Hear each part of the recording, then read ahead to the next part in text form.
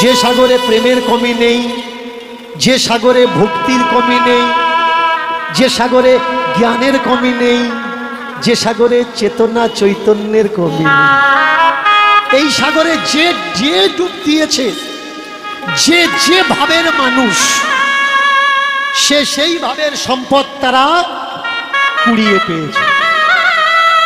কিন্তু মজার বিষয় কি?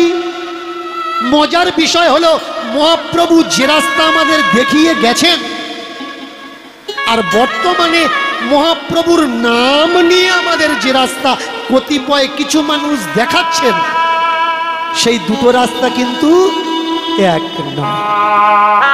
আপনারা আমাকে বলতে পারেন যে বাবা এক নয় কেন? মন দিয়ে শুনবেন। নিতাই, দাদা নিতাই, শুধু দাদা নিতাই নয়, পাগলা নিতাই। নিতাইয়ের নামের কোয়ালিটি দেখেছে? পাগলা নিতাই। এই নিত্যানন্দ যাত্রার হাতে খেতেন। নিত্যানন্দ কিন্তু কোনো ব্রাহ্মণ ঘরের ছেলে না, ভালো করে মন দিয়ে শুনবে। এরা নিতাইকে গৌরের ভাই বানিয়ে দিয়েছে কেন? যাতে জাতির ধুলোটা মুছে দিয়ে তাকে ব্রাহ্মণ বানানো যায়। চক্রান্তটা কোথায় দেখুন। গ্রন্থ লিখল নিতাইয়ের নামে। এই নিতাইকে গৌরের যে দাদা হারিয়ে গেছিল, আর ওদিকে হারাই পণ্ডিতের ছেলে কুবের, দুটো এক জায়গায় হয়ে নিতাই হয়েছে। যারা নিত্যানন্দ মিলন গায়, নিত্যানন্দর মিলনের মূল তথ্য এই। কিন্তু সত্যি কি হারাই পণ্ডিতের ছেলে কুবের আর বিশ্বরূপ দুজনে মিলে এক হয়েছিল, নাকি দুজনের খোঁজ পাওয়া যায়নি? নিতাই অন্য মানুষ, আমাদেরকে নিতাইয়ের গৌরের দাদা বলে রিপ্রেজেন্ট করা হয়। কথাগুলো আগে বোঝা লাগে, ক্লিয়ার বুঝে নিন।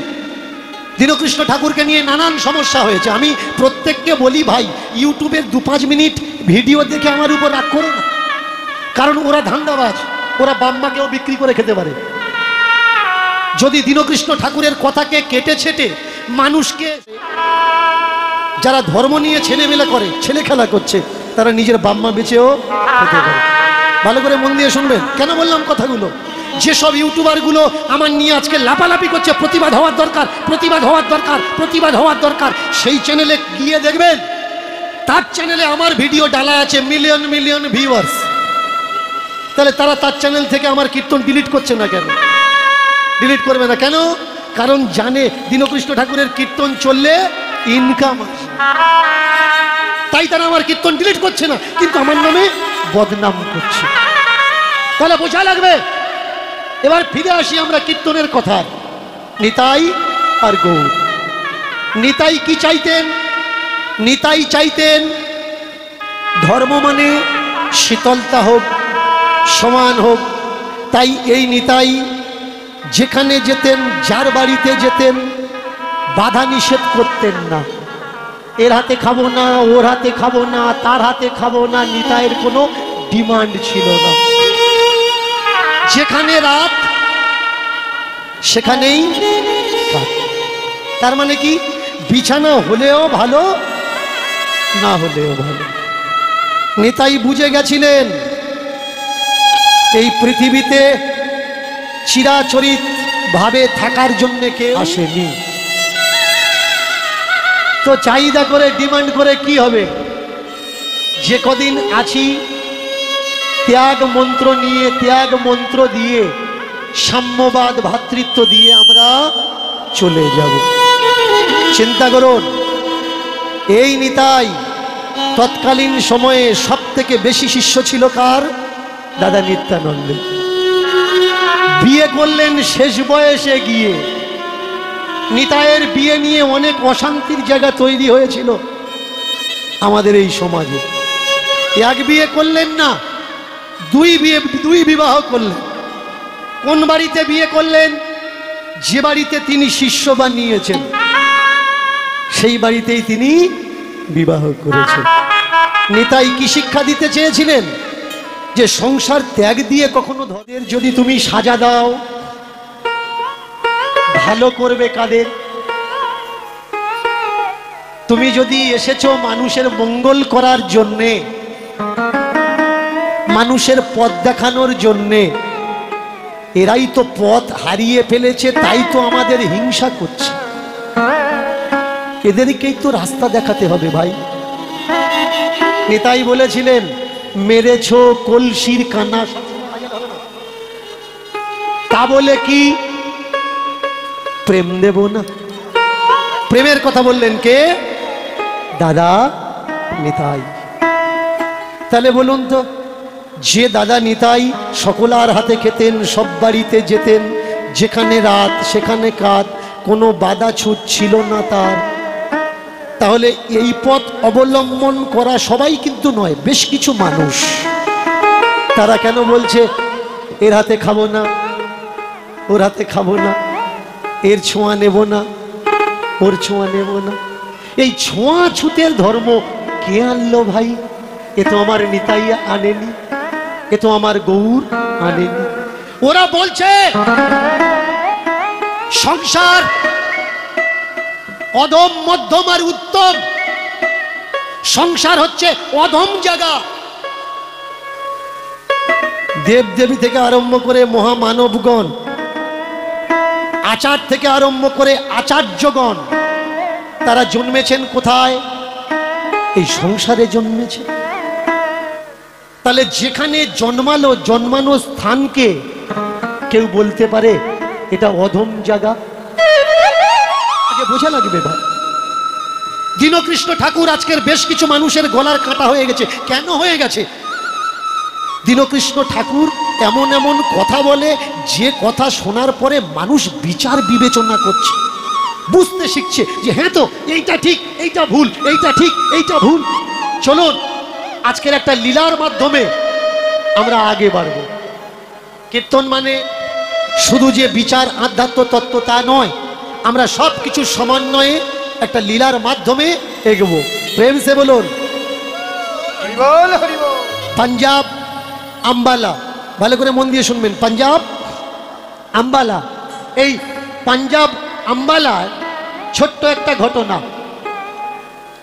রামচন্দ্র সিং, এই রামচন্দ্র সিংয়ের বিয়ের পরে সবাই যেমন আমরা আশা করি পুত্র সন্তান নেব, পুত্র সন্তান নেব, পুত্র সন্তান নেব, তার মনেও আশা ছিল, পুত্র সন্তানের জন্য প্রার্থনা করেছে, তো তার ঘরে পুত্র সন্তান এসেছে।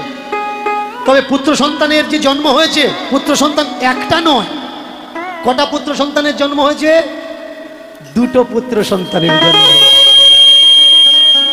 আর এই দুটোকে কি বলা হয়? দুটোকে বলা হয় যমজ। কি মা, দুটো বাচ্চা হলে আমরা কি বলি? যমজ বাচ্চা। আর এই যমজ বাচ্চার একটা চমৎকার বিষয় আছে। চমৎকারটা কি? এটা একটা কুদরতি প্রকৃতির নিয়ম।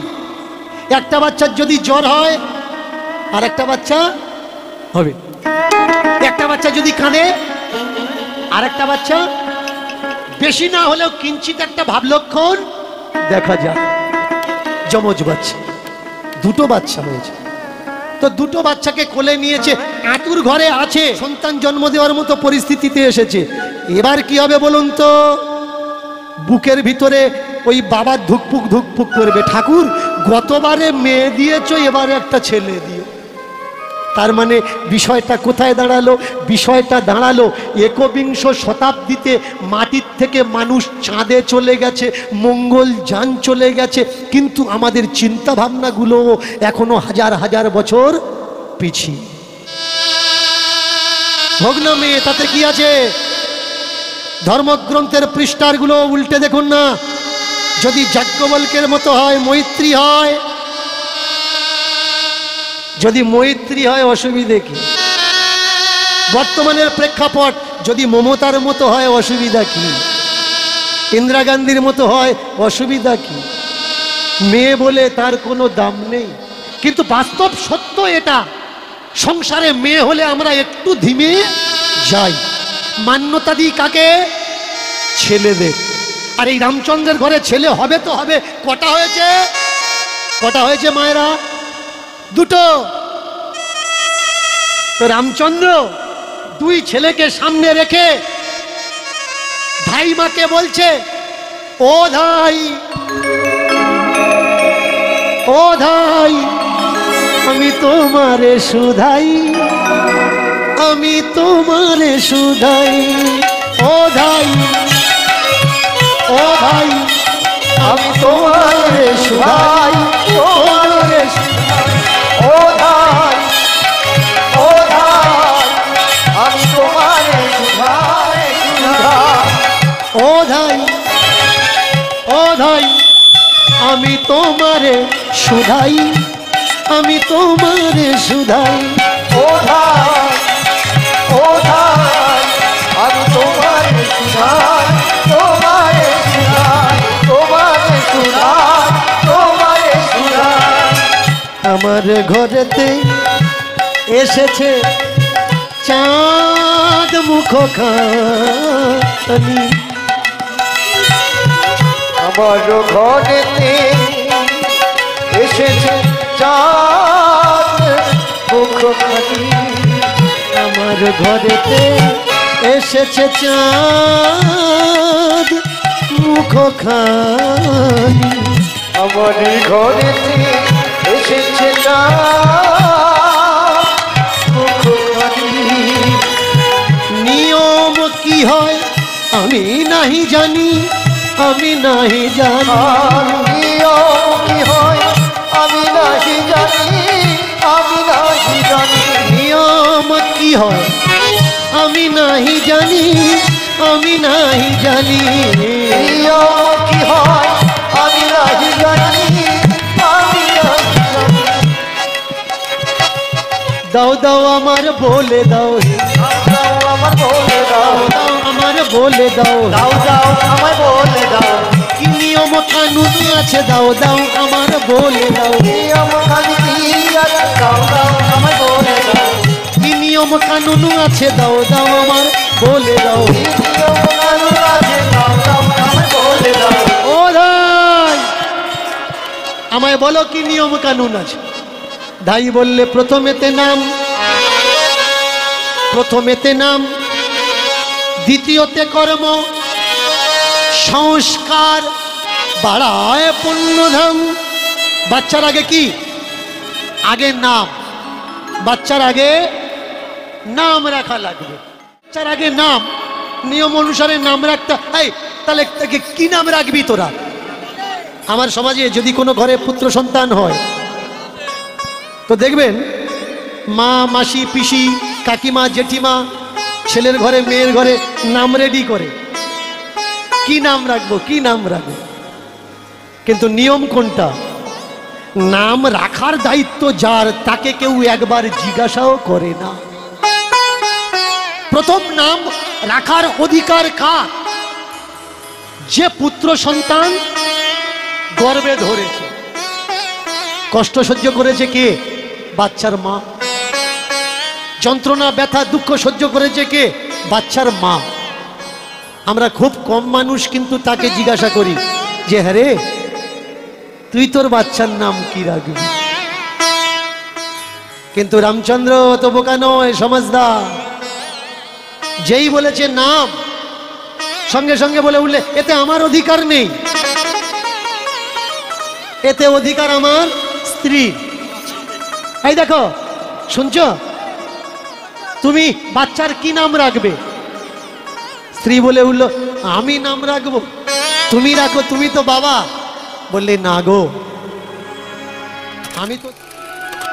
তাই ও আদালতের কাঠগড়ায় উঠেছে। আমাদের প্রত্যেকের কর্তব্য, আমাদের বাবা মা তো এই শরীরকে চিহ্নিত করার জন্য আমাদের একটা নাম রেখেছে, কিন্তু যার যার বাবা মা যে যে নাম রেখেছে সেই সেই নামকে, বাস্তবে নামের গুণকে ফুটিয়ে তোলার জন্য দায়িত্ব কিন্তু প্রত্যেকের। আর আমরা যদি সেই দায়িত্ব পালন না করি, এই তো 3-4 দিন আগেকার একটা ঘটনা, এক বাড়িতে এক ভিখারি গেছে, গিয়ে বলছে আমার ভিক্ষা দাও। ও ঠাম্মা কোত্থেকে এসছো? অনেক দূর থেকে এসছি গো, ছেলে মেয়েরা দেখে না, খেতে দেয় না, ছেলে বৌমারা খেতে দেয় না, তুমি ভিক্ষা করে খাচ্ছ? হ্যাঁ। তুমি নিজে রান্না করো? হ্যাঁ। ওই তোর দাদু আছে, আমরা দুজনে মিলে রান্না বান্না করি আর খাই। তা দাদু কোথায়? দাদুর শরীর অসুস্থ, দাদু বাড়িতে আছে। ও দিদিমা, তোমার নাম কি? লক্ষ্মী। লক্ষ্মী ভিক্ষা করে খাচ্ছে, ভাবতে পারছেন? দাদুর নাম কি বললেন? নারায়ণ। শরীর অসুস্থ হয়ে বিছানায় শুয়ে আছে। কেন? কেন? নামের মাহাত্ম্য আমরা বুঝিনি, তাই তো ধর্ম জেল খাটছে, বিশ্বকর্মা ভাঁ সাইকেল নিয়ে ঘুরছে, হাত পাচ্ছে। মা বলে উঠলে এমন নাম আমি আমার ছেলে রাখবো না। দায়িত্ব যখন আমার দিলে, বলো তো পৃথিবীতে সব থেকে আগে মাইনে রাখে কি? ছেলের বাবা বলে উঠলে কর্ম। পৃথিবীতে কোনটা মাইনে রাখে বাবা? কর্ম। মালা নিয়েছো, ঝোলা নিয়েছো, বৈরাগী হয়েছো, কিন্তু ফলের দোকানে দাঁড়িয়ে থাকতে থাকতে ভিড় বলে পা দিয়ে মাল টেনে ঝুলির ভেতরে ভরছো। এ কর্মটা ঠিক কর্ম নয়। জীবনে কোনটা মাইনে রাখে? ওক্ষুনি আবার বলবে মালা তিলকের বললে, সাধারণ মানুষের বললে না। এ কথাটা সবার জন্যই প্রযোজ্য, সে সাধু সাজা মানুষ হোক আর না সাজা মানুষ, সংসারী হোক। জীবনে মাইনে রাখে কোনটা? মাইনে রাখে কর্ম। তারপরে মাইনে রাখে কি?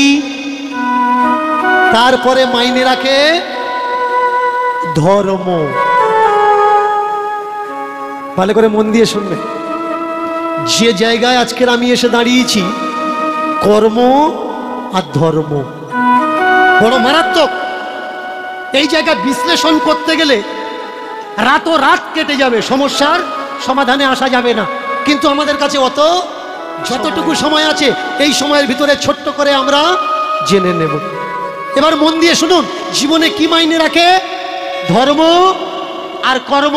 কর্ম ছাড়া ধর্ম, ধর্ম ছাড়া কর্ম মাইনে রাখে না। কর্ম ছাড়া ধর্ম আর ধর্ম ছাড়া কর্ম মাইনে রাখে না।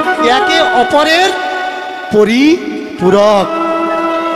কর্ম মানে এমন কর্মবান তুমি হও যেন পৃথিবীর মানুষ যুগ যুগ তোমার নামকে মনে রাখে। এমন কর্ম করো, ऐसा करनी করে চলো। কবিরের একটা বাণী আছে, কবিরের একটা দুহা আছে, जब हम पैदा हुए हम रोए जग हंसे, जब हम पैदा हुए हम रोए जग हंसे, ऐसी करनी कर चलो जाते समय हम हंसे जग रोए। কর্মই সব থেকে বড়। কোনো মানুষ মারা যাচ্ছে, মানুষ বলছে মারা গিয়েছে, ঠিক হয়েছে। আর কোনো মানুষ মারা যাচ্ছে, মানুষ বলছে ওই রকম মানুষ আর হবে না। কর্ম কেমন হওয়ার দরকার? কর্ম এমন হওয়ার দরকার, কর্মের দ্বারা মানুষ যেন তোমার ব্যথাতে ব্যথা পায়, তোমার আনন্দে আনন্দিত। ধর্ম, ধর্ম মানে কি?